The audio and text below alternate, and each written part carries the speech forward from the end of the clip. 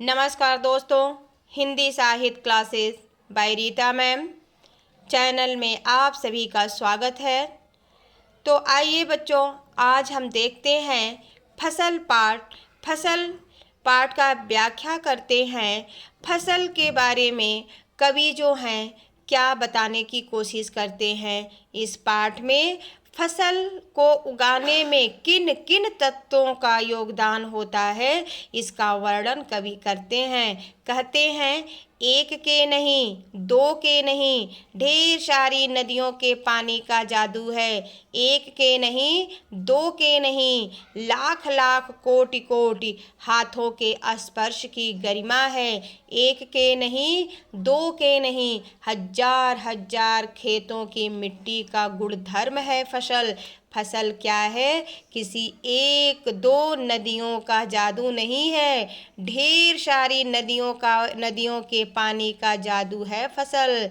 किसी एक दो के हाथों का नहीं, करोड़ों करोड़ों लाखों किसानों के हाथों का स्पर्श है, अर्थात किसानों का मेहनत है, उनके हाथों का यह गरिमा है जो फसल के रूप में हमारे सामने यह फसल आता है। उन किसानों का जो मेहनत है, किसी एक के नहीं, किसी दो के नहीं, कहते हैं कि हजार हजार खेतों की मिट्टी का गुण धर्म है। अनेक प्रकार के मिट्टी का जो गुण अलग अलग होता है, उसका यह क्या है? यह उसका गुण धर्म है फसल। फसल क्या है? फसल और तो कुछ नहीं है, वह नदियों के पानी का जादू है। अर्थात फसल कुछ नहीं है, नदियों के पानी का जादू है और किसानों के मेहनत का वह महिमा है। जो किसान जी तोड़ मेहनत करते हैं, उनके हाथों के स्पर्श की महिमा है फसल।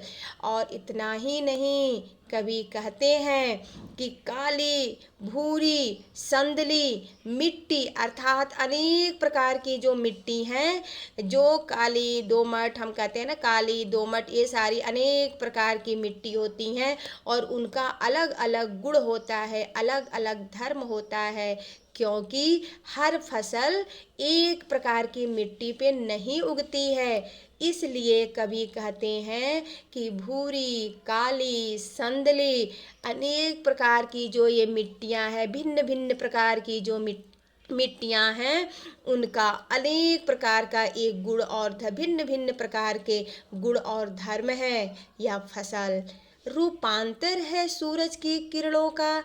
यह जो फसल जब पक गई है, जो सूरज की किरणों का ही तो रूपांतरण है। जब ये फसल पकती हैं, जब खेतों में बालियां लहलहा रही हैं, तो कवि कहते हैं कि वह क्या है? वह सूरज के किरणों का रूपांतरण है, जो फसल के रूप में खेतों में उगी हुई हैं, वह सूरज की किरणों की तरह चमक रही हैं। सिमटा हुआ संकोच है, हवा का थिरकन है। कवि कहते हैं कि इस कविता में कि यह जो सूरज की किरणों के साथ साथ पूंजीभूत रूप से हवा का जो वर्णन करते हैं, कहते हैं कि उसका यह थिरकन है, उसका नर्तन करता हुआ यह फसल दिखाई देता है। अर्थात इस पाठ का सारांश यह है कि इस कविता में कवि नागार्जुन फसल और इसको पैदा करने में किन किन तत्वों का योगदान है, उसका बहुत ही स्पष्ट वर्णन करते हैं। कहते हैं कि नदियों के पानी का जादू है, किसान के हाथों की गरिमा है, अनेक प्रकार के जो भिन्न भिन्न तरह की मिट्टी हैं, उनका अनेक प्रकार के अभिन्न भिन्न तरीके का गुण और धर्म है। यह फसल सूरज का किरणों का रूपांतरण फसल है। सिमटा हुआ थिरकन अर्थात हवा का थिरकन है यह फसल और तो कुछ नहीं। इन्हीं तत्वों को मिलाकर फसल जो है का निर्माण किया गया। इन तत्वों का योगदान कवि करता है। तो मैं इस पाठ का यहाँ पर समापन करती हूँ। नमस्कार दोस्तों, शुभ संध्या, धन्यवाद।